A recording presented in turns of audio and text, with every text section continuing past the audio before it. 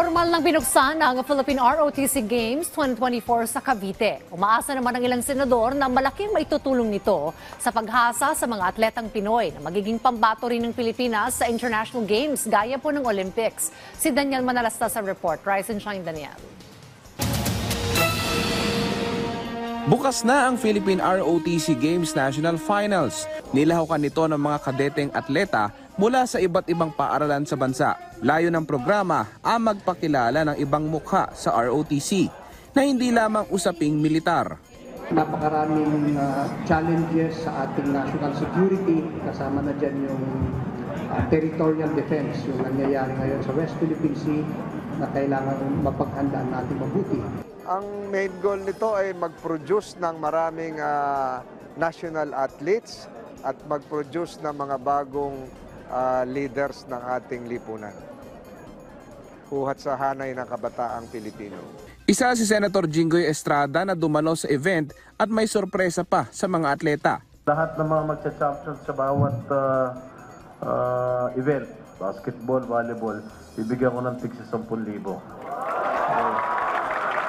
O sige, 20,000 na. Naniniwala naman si Senator Francis Tolentino, hindi malayong magmula rin sa mga ito ang mga sasali sa Olympics sa inaharap. 674 military athletes ang sumali sa Paris Olympics. 25 countries. Sa atin, ang ating kinatawan sa militar ay si Giovanni, yung rowing sa Philippine Navy. Siyempre si Nesty Pitesio, Coast Guard, si Yumer Marcial, miyembro din ng militar. So lahat po yan nagpapatunay yung ginagawa natin tama.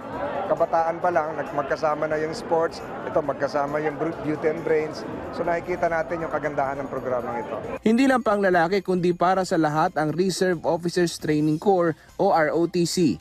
Ganyan ang mensahe ni Althesa Patetico, ang itinanghal na Miss ROTC Philippines 2024. First year BS Accountancy and Applied Economics student si Althesa mula sa De La Salle University sa Maynila. Aminado si Althesa na kinakabahan din siya pero may gusto siyang patunayan. However, dun ko na-realize by joining ROTC that ROTC is not only for men but also for women and for each and everyone.